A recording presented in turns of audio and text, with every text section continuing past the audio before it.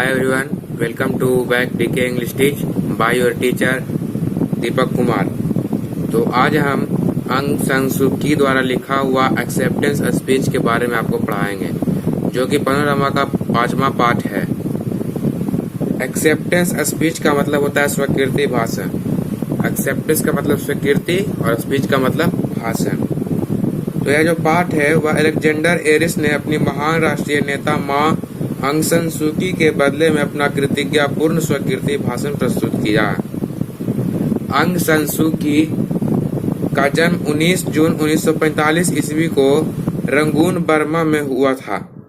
वह एक प्रसिद्ध राजनेता, प्रजातंत्र के समर्थक, सक्रिय राजनीतिक कार्यकर्ता और बर्मा की प्रजातंत्र समर्थित पार्टी नेशनल लीग के सर्वमान्य नेता हैं। उन्होंने 1991 ईस्वी में नोबेल शांति पुरस्कार से नवाजा था। यहाँ तक आपका जो है समरी हो गया है। अब आप इस चैप्टर का रीडिंग कर लें। मैं उसका समरी यानी सारांश आपको पूरा बता दे रहा हूँ। स्वीडन की राजधानी ओस्लो में आयोजित नोबेल शांति पुरस्कार प्रदान करते हुए आयोजित सम्मान समारोह के दौरान, जो 10 सितंबर 1991 ईस्वी में आयोजित हुआ था, अंग सान सू की को बर्मा की सैनिक सरकार जुंटा ने नजरबंद करके रखे हुआ था, जिसके अन्यायपूर्ण शासन के खिलाफ सू की अपना सक्रिय संघर्ष जारी रखी हुई थी। अंग सान सू की को बाद में 13 नवंबर 2010 ईस्वी को रिहा कर दिया गया था। अंग सान सू की अनुपस्थिति में उनके पुत्र अलेक्जेंडर एरिस ने अपनी मां के बदले उनका पुरस्कार ग्रहण किया।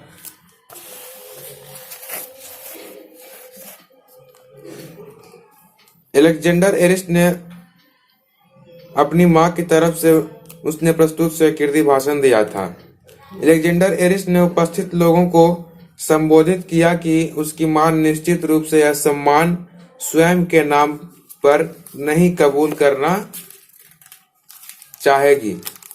उसकी मां यह सम्मान समस्त बर्मावासियों के नाम पर ही कबूल करना चाहेगी, जिन्होंने अपने देश में एक प्रजातांत्रिक सरकार की स्थापना के लिए अपना सर्वस्व दांव पर लगा दिया। एरिस ने आगे कहा कि यह पुरस्कार उसके देशवासियों के लिए है और वही अंतिम रूप से अपने देश बर्मा की शांति, स्वतंत्रता और प्रजातंत्र के लिए उत्तराधिकारी भी होंगे और जिम्मेवार भी। उसने आगे कहा कि उसकी मां अपने समर्पण और व्यक्तिगत बलिदान के कारण विकट कठिनाइयों की एक योग्य प्रतीक बनकर राष्ट्र के समक्ष प्रस्तुत हुई है।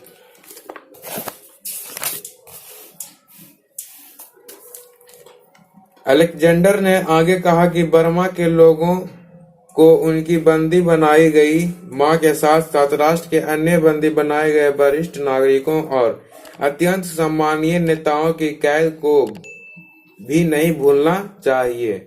उसने यह भी कहा कि रंगून में उसकी महान मां सिर्फ स्वयं की नजरबंदी अथवा कैद से मुक्ति के लिए ही संघर्ष नहीं कर रही, बल्कि वह विश्व स्तर पर मानवाधिकारों की बहाली के बड़े उद्देश्य के लिए संघर्षरत है। अलेक्जेंडर ने आयोजकों को इस बात के लिए भी धन्यवाद अर्पित किया कि उन्होंने अंतर्राष्ट्रीय मानवाधिकार दिवस के अवसर पर उसकी मां को यह महान पुरस्कार देकर उसकी मां की मानवाधिकारों की रक्षा हेतु संघर्ष को सम्मानित और गौरवान्वित कर दिया। उन्होंने संयुक्त राष्ट्र संघ अमेरिका को कहा जाता है दोस्तों के ऐतिहासिक संकल्प हेतु भी उन्हें धन्यवाद दिया, जिसमें उन्होंने संस्था के महासचिव जेवियर प्रेज डी स्यूलेलर के कथन व मांग का पूर्णतः समर्थन किया कि उनकी मां शीघ्र नजरबंदी में रिहा कर दिया जाए। एरिस ने मार्टिन लूथर किंग जूनियर के विचार कभी मंच से समर्थन किया कि नस्लवाद और युद्ध मानवता को अधिक दिनों तक बंदी बनाकर नहीं रख सकते। उसने अपने देशवासियों को मार्टिन की उस कीमती विचार को भी चरितार्थ अथवा सत्य साबित करने के लिए प्रेरित किया कि सच्चा भाईचारा और शांति हीरे, चांदी अथवा सोने में से कहीं अधिक मूल्यवान होते हैं। अपने भाषण के अंत में अलेक्जेंडर एरिस ने उपस्थित श्रोता समूह को धन्यवाद दिया और आशा जताई कि उनके देश में एक नए युग का सूत्रपात होगा और शीघ्र ही प्रजातंत्र का सूरज उनके देश में अपनी चमक बिखरेगा, जिसके प्रकाशमान ज्योतिपुंजों से उनके समस्त देशवासियों के मुखमंडल खिल उठेंगे। तो दोस्तों, आज का चैप्टर समाप्त हुआ। जय हिंद, जय भारत। मिलते हैं नेक्स्ट वीडियो में और हमारे वीडियो को लाइक करना मत भूलिएगा और चैनल को सब्सक्राइब करना मत भूलिएगा।